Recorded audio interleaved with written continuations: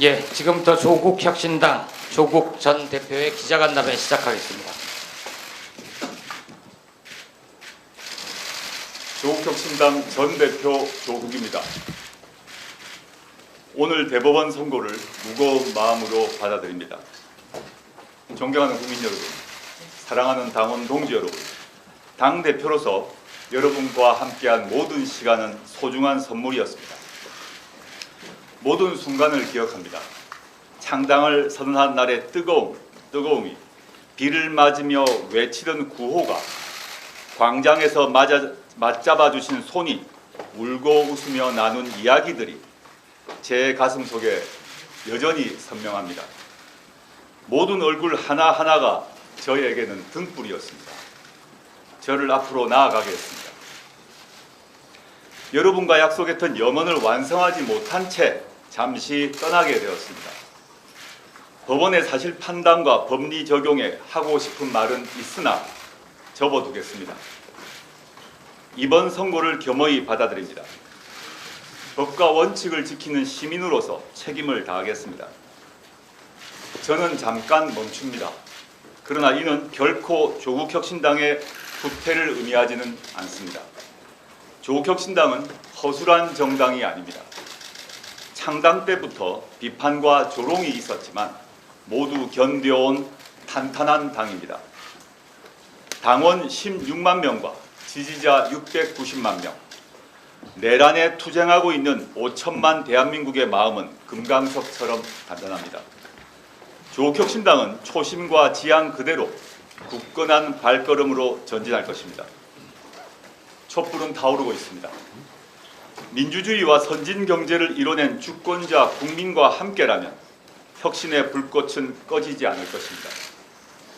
저 흉측한 내란의 바벨탑을 불태워 무너뜨릴 것입니다. 저는 국회에서 그 불씨에 숨을 불어넣지는 못하더라도 불씨를 지키는 5천만 국민 중에 한 사람으로 남을 것입니다. 조국은 여러분 곁을 떠납니다. 잠시입니다. 더욱 탄탄하고 맑은 사람이 되어 돌아오겠습니다. 그때는 분명 더 나은 대한민국이 되어 있을 것입니다. 저는 새로운 대한민국의 문지기로서 여러분 곁에 서겠습니다. 저는 여러분과 조국혁신당과 대한민국 국민을 믿습니다. 지치지 말고 행동합시다. 그리고 이루어냅시다. 이만 물러갑니다. 부디 건강하십시오. 웃으며 다시 만날 날을 기다리겠습니다. 감사합니다. 예, 오늘은 질문 기회를 많이 드리기는 힘들 것 같습니다. 서너 분 정도만 질문을 받겠습니다. 그런데 지금 카메라에 가려서 보이지 않습니다. 손을 들어서 저한테 표시해 주시면 제가 일어서서 확인하겠습니다.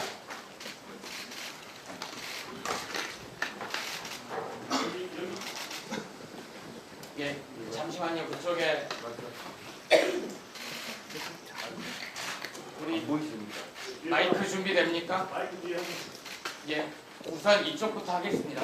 예, 안 보입니다. 죄송합니다. 네, 데일리한 김수현 기자입니다. 그 신변 정리를 사유로 검찰에 출석 연기 요청을 하면은 최대 3일 내에서 받아줄 수 있는 걸로 아는데 출석 연기 요청할 계획이 있으신지 궁금하고요. 이렇게 되면 14일 날 표결에 참석하시는지 궁금합니다. 먼저 대법원 선고가 난 그 시점부터 저는 법적으로 의원이 아니게 됩니다.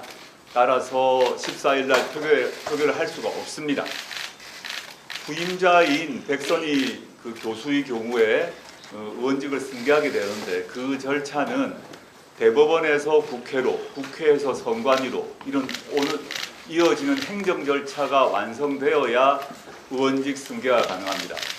그 절차가 언제 완료될지는 현재로는 모릅니다. 14일 전에 완료된다면 저의 후임자인 백선희 교수가 14일 날 투표하게 될 것입니다. 저희가 알 수 없는 일이고요. 첫 번째 질문하신 것 관련해서는 통상적으로 오늘 11시 45분에 선고가 있었으므로 오후 중에 서울중앙지검에서 저에게 연락이 올 것 같습니다. 어떤 계획을 가지고 있다, 언제 와달라 얘기를 할 것 같고, 통상 과거 관례로 보면 예를 들어서 김경수, 광노현, 한명숙 이런 경우를 보면 5일에서 7일 이렇게 그 시간을 주었던 것 같은데 제가 통지를 못 받았기 때문에 알지는 못하겠습니다. 그래서 구치소로 갔다가 교도소로 가는 경로가 있고요. 또 바로 구치소를 거치지 않고 교도소로 들어가는 경로가 있는데 그 역시 모두 제가 검찰에서 통지가 오면 서로 협의를 해서 마무리해서 확정된 대로 저희 당의 대변인 통해서 일정을 밝혀드릴 거니까 기다려 보시죠. 예, 다음 질문 받겠습니다. 네, 안녕하세요. 채널A 박자입니다. 그 창당 때부터 대표님께서 사법 리스크를 인지하고 계셨던 걸로 알고 있는데요. 앞으로 제2야당으로서 국회에서 어떻게 이 입지를 향해서 다시 나아갈 수 있는지 전략을 미리 생각해 두셨다면 그거 말씀 부탁드립니다. 조국혁신당은 창당 때부터 검찰 독재 정권 조기 종식을 얘기를 해왔고 탄핵에 있어서도 가장 선봉에 섰습니다. 그리고 저희가 조기 종식 그리고 탄핵을 얘기했을 때 좀 너무 급한 것 아니냐 이런 얘기를 많이 했었죠. 근데 지금 상태를 보시면 급하지 않다는 것은 다 아실 것 같습니다. 오히려 늦었다고 하죠. 할만하다고 생각하고요. 지금은 제가 없다 하더라도 조국혁신당의 국회의원은 12명이고 당원, 지지자 그대로 유지될 것입니다. 그래서 지금 시급한 것은 저의 구속, 구금 문제보다도 더 급한 것은 이번 토요일에 이루어질 저희는 물론 더 빨리 이루어져야 된다고 생각을 합니다만은 윤석열 내란 수계의 직무 정지, 즉 탄핵이라고 생각합니다. 거기서 조국혁신당의 경우 제가 없다고 하더라도 그 점에 있어서는 전혀 변동이 없을 것 같고 오히려 윤석열 내란 수계의 탄핵과 뒤따른 형사처벌과 관련해서는 더 투지가 더 솟아오르지 않을까요? 그리고 그 뒤로 세부적인 계획 같은 경우는 제가 지금 말하지 않는 것이 좋겠습니다. 예, 다음 질문 받겠습니다.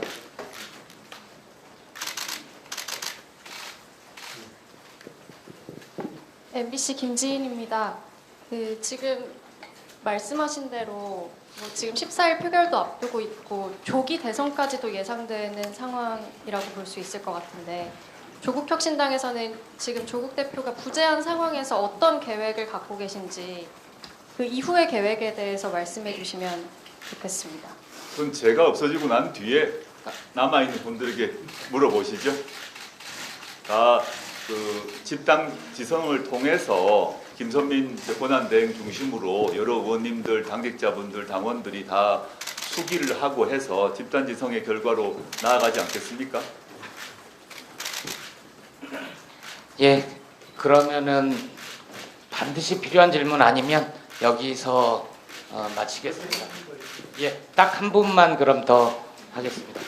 네, 안녕하십니까. 저 경향신문 이유진 기자입니다. 앞서서 대표님께서도 당장 14일에 급한 일이 있다 하면서 탄핵 표결 말씀 주셨는데요. 오늘 거리 상황으로 인해서 혹시나 비례 승계가 빠르게 이루어지지 않는다면 이탈표가 9표가 필요한 상황입니다. 맞습니다. 이에 대해서 혹시 표결 날짜를 조정한다거나 민주당과 좀 상의를 하신 바가 있는지 아니면 대책을 논의하신 바가 있는지 궁금합니다.